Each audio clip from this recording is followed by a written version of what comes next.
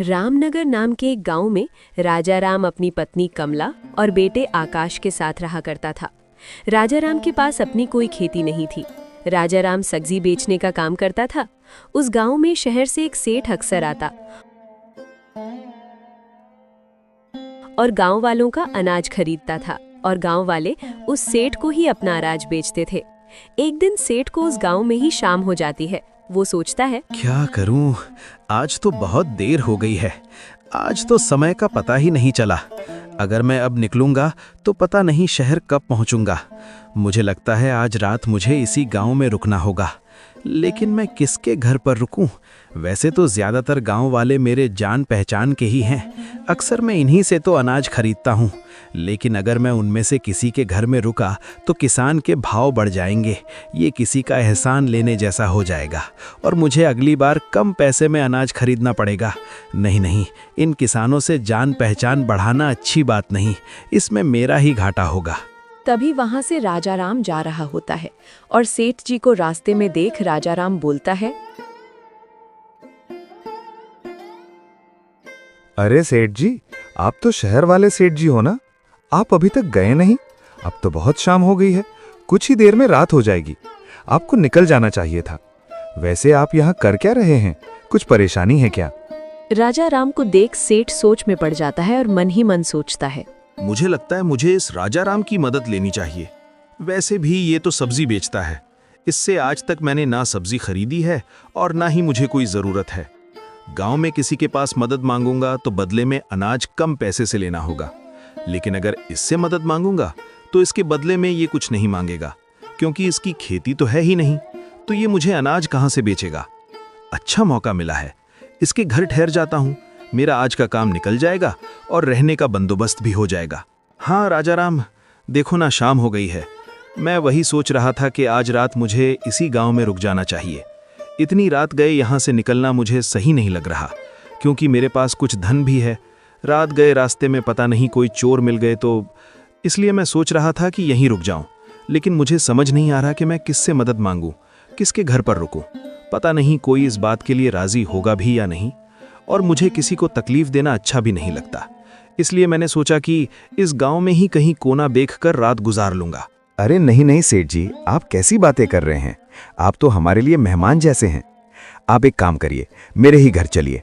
आप रात भर मेरे यहाँ रुक जाइए, कल सुबह होते ही चले जाना। नहीं नहीं राजा राम, तुमने कह दिया इतना ही काफी है। मैं किसी को तकलीफ नहीं देना चाहता। तुम्हारा भी तो परिवार है ना, तुम्हारी पत्नी को इस बात से तकलीफ होगी। रहने दो, मैं यहीं ठीक हूँ। अरे नहीं नहीं सेठ जी, हमें कोई तकलीफ नहीं है और ना ही मेरी पत्नी को तकलीफ होगी। आप उसकी फिक्र मत करिए। आप चलिए मेरे साथ। और वैसे भी हमारा घर 2 कमरे का है। आप एक कमरे में रह जाना, मैं और मेरा परिवार एक कमरे में सो जाएगा। कोई दिक्कत नहीं है, आप चलिए मेरे साथ। अच्छा ठीक है, अब तुम इतना कह रहे हो तो मैं चलने के लिए तैयार हूँ। वैसे राजा राम, तुम्हारा बहुत बहुत शुक्रिया। तुम्हारा तो मुझसे कोई लेन देन भी नहीं है, फिर भी तुमने मेरी इतनी मदद की। सचमुच तुम बड़े ही नेक दिल हो। सेठ भानु प्रताप को लेकर राजा राम अपने घर जाता है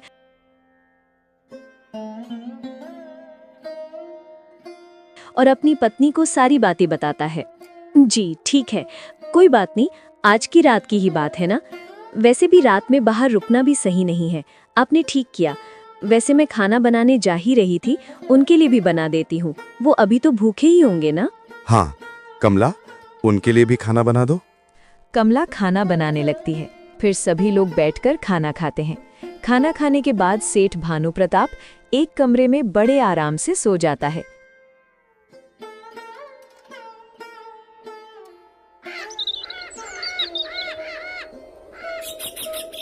और फिर दूसरे दिन, अच्छा राजा राम, अब मैं चलता हूँ। तुम्हारा बहुत बहुत शुक्रिया राजा राम। तुमने मेरे लिए बहुत अच्छी व्यवस्था की। खाना भी बहुत स्वादिष्ट था। तुम्हारा धन्यवाद। कोई बात नहीं सेठ जी, अब आप जाइए और आराम से जाना। सेठ वहां से चला जाता है।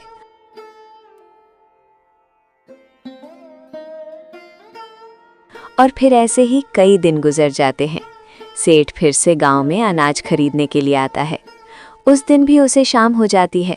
तो सेठ सोचता है, एक काम करता हूँ, राजा राम के घर ही चला जाता हूँ। मुफ्त का खाना भी मिल जाता है और रात भर रहने का भी इंतजाम हो जाता है। कल सुबह चला जाऊंगा और वैसे भी राजा राम मुझे मना नहीं करेगा।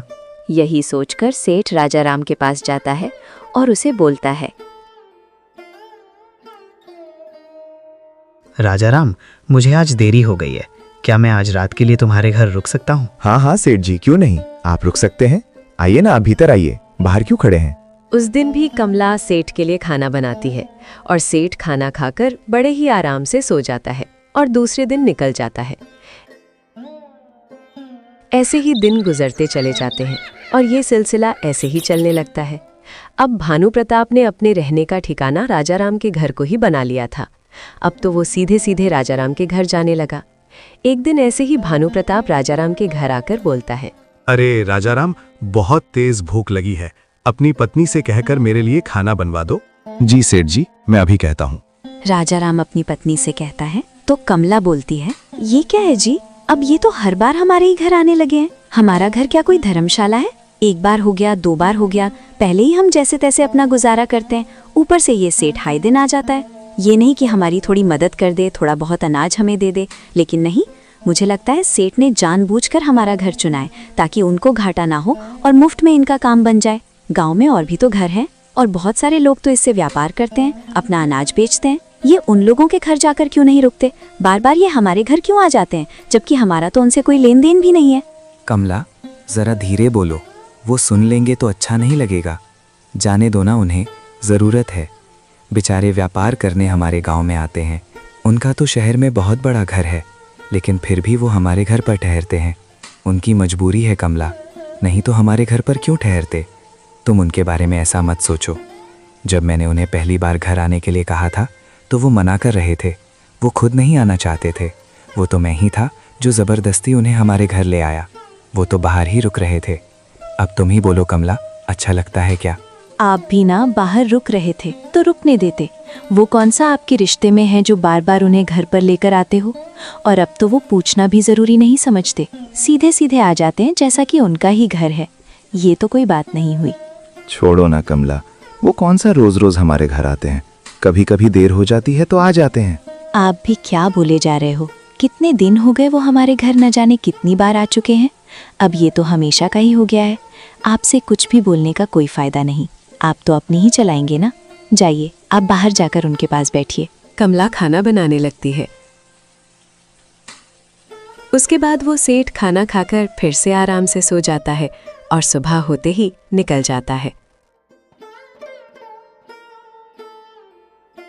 एक दिन कमला अपने पति से कहती है, सुनिए जी, हमें हमारे भविष्य के बारे में सोचना चाहिए, आकाश के बारे में सोचना चाहिए। सब्जी बेचकर हमें कितना कम मुनाफा होता है। गांव में तो लोग सब्जियां खरीदते ही नहीं हैं, बिल्कुल ना के बराबर सब्जियां खरीदते हैं। इतने पैसे से हमारा गुजारा भी नहीं हो पाता। आपको नहीं लगता आपको कुछ और सोचना चाहिए? तुम सही कह रही हो कमला, लेकिन मैं और कौन सा काम करूं? हमारे पास जमीन भी तो नहीं है। अगर होती तो मैं खेती ही कर लेता। माना कि हमारे पास जमीन नहीं है, लेकिन दिमाग तो है ना। आप गांव में सब्जियां बेचते हैं, इससे अच्छा आप शहर जाकर सब्जियां बेचिए, क्योंकि आप उस जगह सब्जियां बेच रहे हैं जहां लोगों को ज़रूरत भी नहीं है। गांव के लोग तो सब्जियां बहुत कम खरीदते हैं, लेकिन शहर में लोगों को अक्सर सब्जी की ज़रूरत होती है।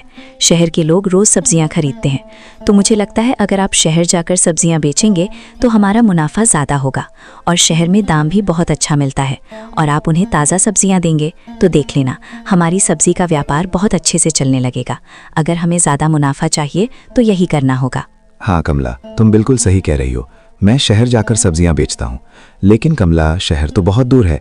अगर मैं सब्जियां बेचने शहर जाऊंगा तो मुझे कभी कभी आते आते तो बहुत वक्त हो जाएगा और इतनी रात में घर नहीं आ सकता। और शहर में तो कोई जान पहचान वाला भी नहीं है, मैं कहाँ रुकूंगा? जान पहचान वाला है ना, वो सेठ जी जो हमारे घर पर अक्सर आना जाना करते हैं, उनका घर तो वहीं है। आप एक काम कीजिए, आप सब्जियां बेचकर उन सेठ जी के घर रुक जाया करिए। और मैं ये भी देखना चाहती हूँ कि वो सेठ जी आपको अपने घर पर रुकने देते भी हैं या नहीं। हाँ कमला, तुमने सही कहा। वो सेठ जी तो शहर में ही रहते हैं, वो मुझे अपने घर पर ज़रूर रुकने देंगे। वैसे भी वो इतने दिनों से हमारे घर पर आ रहे हैं, तो वो मुझे क्यों मना करेंगे? आप बहुत भोले हो, आप लोगों को नहीं जानते। आप देख लेना, मुझे नहीं लगता कि वो आपको अपने घर पर रुकने देंगे। देख लेना, ज़रूर कोई ना कोई बहाना बनाकर आपको भगा देंगे। मैं लोगों को अच्छी तरह से जानती हूँ। लोग बहुत एहसान फरामोश होते हैं। जब उनको ज़रूरत थी तब वो मीठी मीठी बातें करके हमारे घर तो आ गए, लेकिन जब आपको ज़रूरत पड़ेगी तो वो आपके काम नहीं आएंगे। नहीं कमला, तुम गलत सोच रही हो। सेठ जी बहुत अच्छे हैं, उनके मन में ऐसा कुछ नहीं है। तुम देख लेना, अब जब मुझे ज़रूरत पड़ी है तो वो भी मेरी सहायता ज़रूर करेंगे। शहर जाकर मैं उन्हीं के घर रुकूंगा और मुझे पूरा यकीन है कि सेठ जी मुझे उनके घर पर रुकने के लिए ज़रूर कहेंगे, और तो और मेरी खातिरदारी भी करेंगे, क्योंकि हमने भी उनकी खातिरदारी में कोई कमी नहीं रखी थी। देख लेते हैं कि आप सही निकलते हो या मैं। फिर दूसरे दिन राजा राम सब्जी लेकर शहर के लिए निकल पड़ता है और वहां सब्जियां बेचने लगता है। ताज़ा सब्जी होने के कारण उसकी बिक्री बहुत अच्छे से हो जाती है। उसकी सारी सब्जियां बिक जाती है।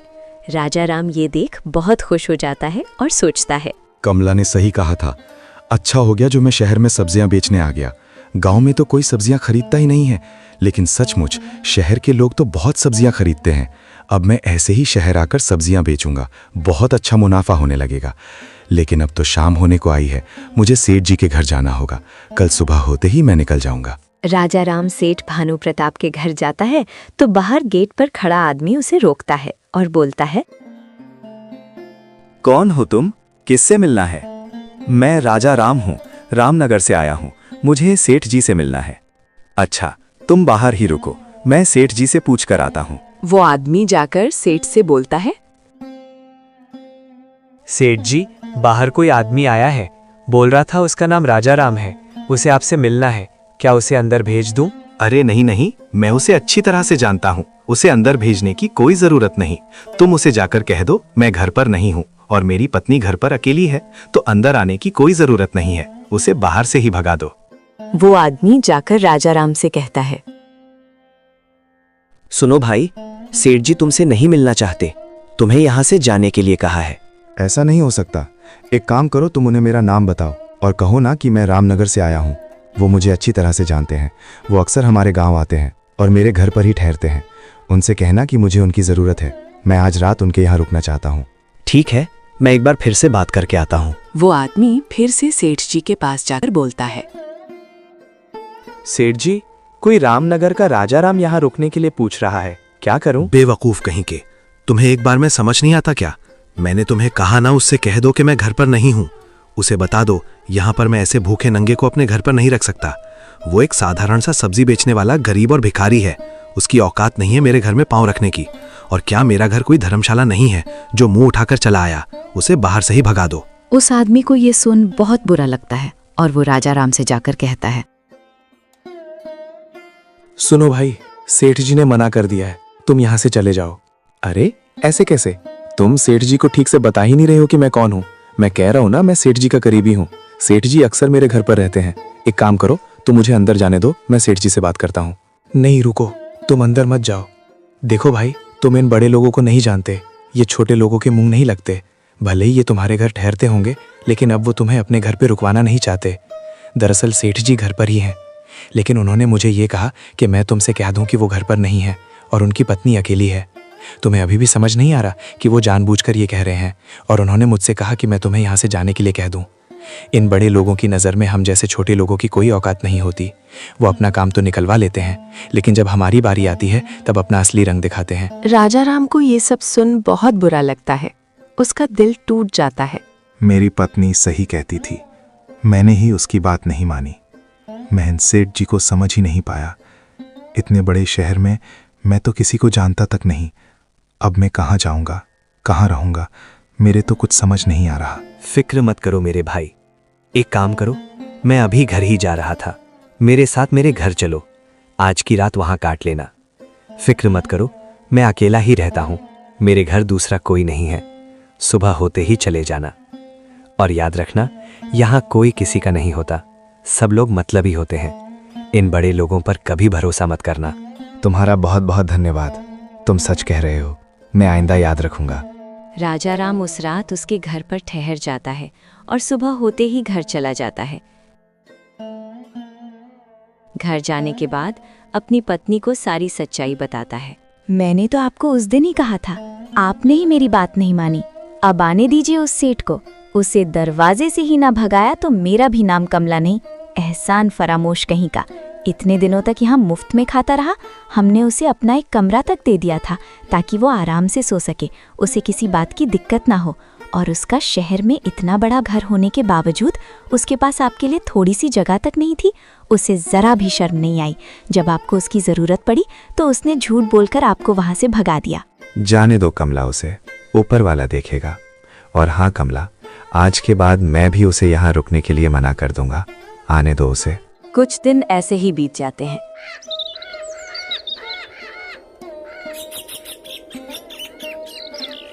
फिर एक दिन भानु प्रताप उस गांव में आता है और उस दिन भी उसे शाम हो जाती है। तो फिर वो राजा राम के घर जाता है और बाहर से आवाज देता है। राजा राम अपने बेटे से कहता है, बेटा आकाश, बाहर जो सेठ जी है ना, उनसे जाकर कह दो कि मेरे पिताजी घर पर नहीं है और मेरी माँ अकेली है। राजा राम का बेटा बाहर जाकर भानु प्रताप को यही बोलता है। अच्छा, तो राजा राम घर पर नहीं है। कोई बात नहीं, एक काम करो, तुम तुम्हारी माँ से जाकर कह दो कि हमारे लिए खाना बना दे और हाँ, हमारे सोने का इंतजाम भी कर दे। आकाश जाकर अपने पिता से कहता है, नीच कहीं का, इसे शर्म है भी या नहीं? उसे जाकर कह दो कि मेरी माँ ने मना किया है, निकलो यहाँ से। आकाश भानु प्रताप को जाकर यही कहता है। भानु प्रताप को ये सुन बहुत गुस्सा आता है। वो गुस्से से पांव पटकते हुए वहां से चला जाता है। ऐसे ही कुछ दिन बीत जाते हैं।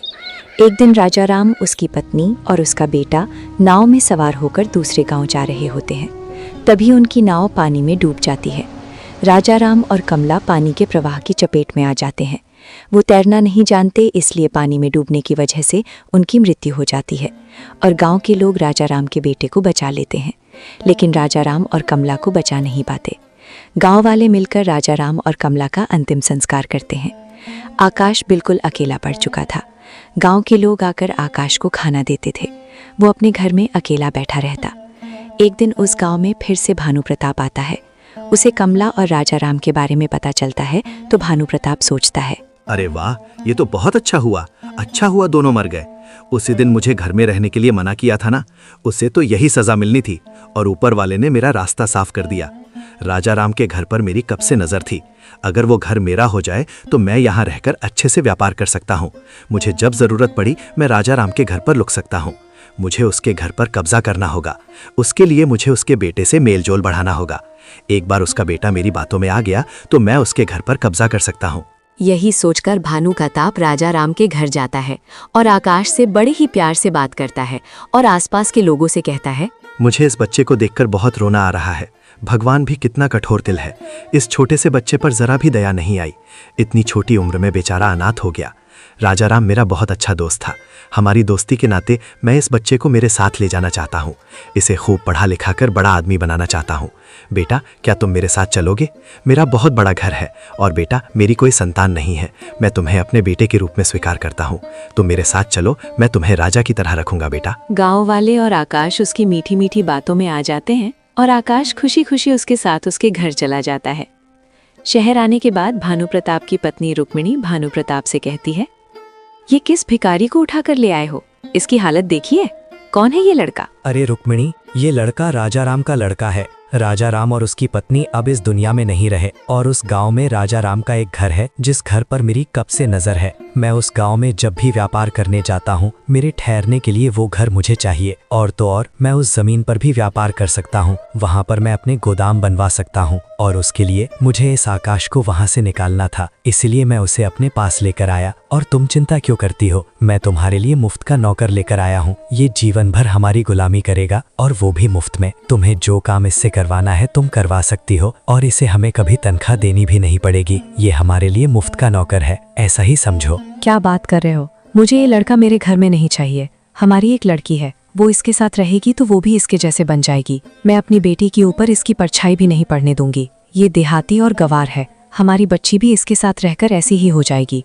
इसकी और हमारे बच्चे की कोई बराबरी नहीं है। मैं इसे घर में नहीं रहने दूंगी। रुक्मिणी, लेकिन मैं क्या करूं? ये बच्चा वहीं रह रहा था। मैं गांव वालों से झूठ बोलकर इसे यहाँ लेकर आया हूँ। अगर मैं इसे यहाँ नहीं रखा तो वो घर मेरा कभी नहीं हो पाएगा और मुझे किसी भी हालत में वो घर और वो जमीन चाहिए। तुम सोच नहीं सकती रुक्मिणी, इससे हमारा बहुत फायदा हो सकता है, हमारा व्यापार और बढ़ सकता है। अगर आपको वो घर ही चाहिए तो इस बच्चे को यहाँ रखने की क्या जरूरत है? इसे कहीं बाहर छोड़ आओ। रुक्मिणी, ये बात मेरे दिमाग में आई थी, लेकिन ये बच्चा गांव का बच्चा है, देहाती है, बेवकूफ नहीं है, ये बहुत होशियार है। अगर मैं इसे कहीं छोड़कर आ गया तो ये कैसे न कैसे अपने घर तक पहुंच ही जाएगा और गांव वालों को मेरी सच्चाई भी बता देगा। मैं इसे कहीं भी छोड़ नहीं सकता। अगर ऐसी बात है तो आप एक काम कीजिए, इस बच्चे के हाथ पैर बांधकर इसे जंगल में फेंक आइए। वो अपने हाथ पैर खोलकर तो वहाँ से भाग नहीं सकता ना। और तो और जंगल में जंगली जानवर बहुत होते हैं, वो इसे जिंदा नहीं छोड़ेंगे, इसका काम तमाम कर देंगे। हाँ रुक्मिणी, तुम सही कह रही हो, मैं ऐसा ही करता हूँ। भानु प्रताप आकाश के पास जाकर उसे कहता है,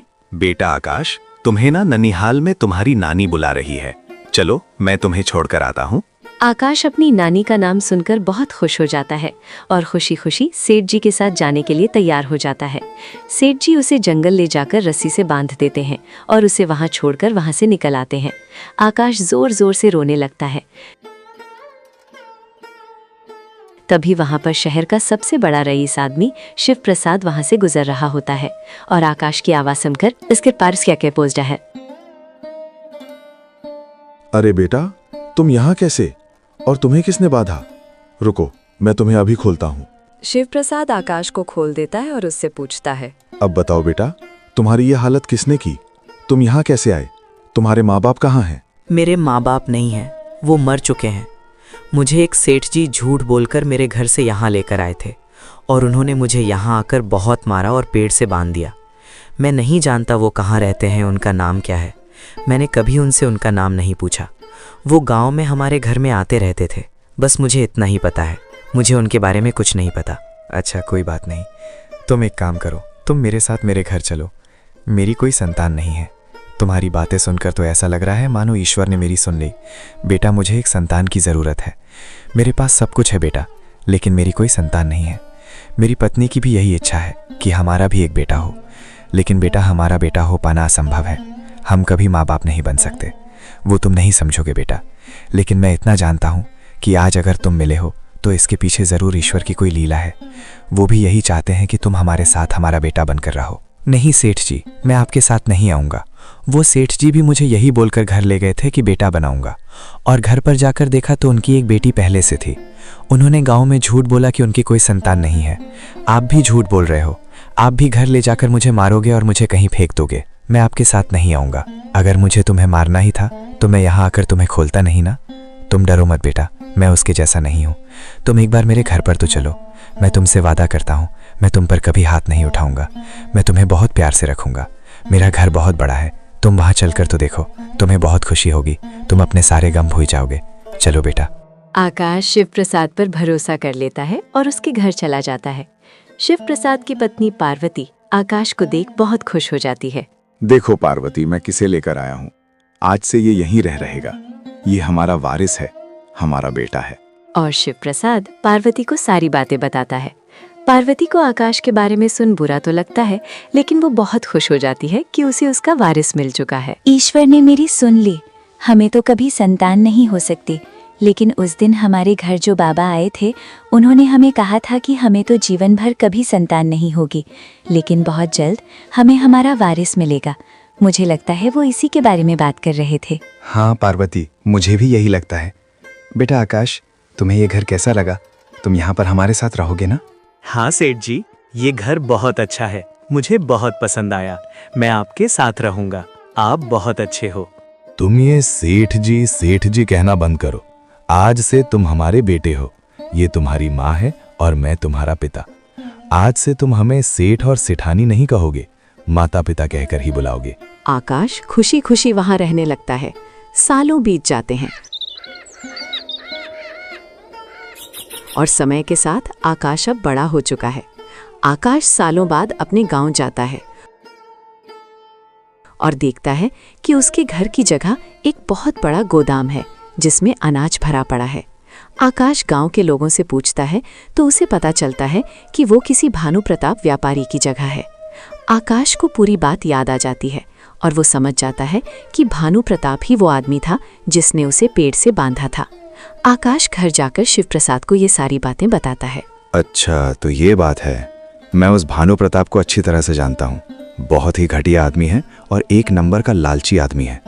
तुम फिक्र मत करो, तुम उसे ऐसा सबक सिखाना कि वो जिंदगी भर याद रखे। उसे अपने व्यापार का बहुत घमंड है ना, तुम उसका घमंड चकनाचूर करोगे और उसका अहंकार तोड़ने का एक ही उपाय है। उसकी एक बेटी है, तुम उससे शादी कर लो और जब उसे पता चलेगा कि उसके पिता की सच्चाई क्या है, उसकी बेटी उससे नफरत करने लगेगी और कोई भी बाप अपनी औलाद की नफरत सह नहीं सकता। उसका घमंड और अहंकार उसी दिन चकनाचूर होगा जब उसकी खुद की औलाद उसका मुंह देखना भी पसंद नहीं करेगी। पिताजी, मैं उसकी बेटी से शादी कैसे करूंगा? मैं उसे जानता तक नहीं। अरे तुम फिक्र क्यों करते हो बेटा, तुम सेठ शिव प्रसाद के बेटे हो और वो भानु प्रताप एक नंबर का लालची आदमी है।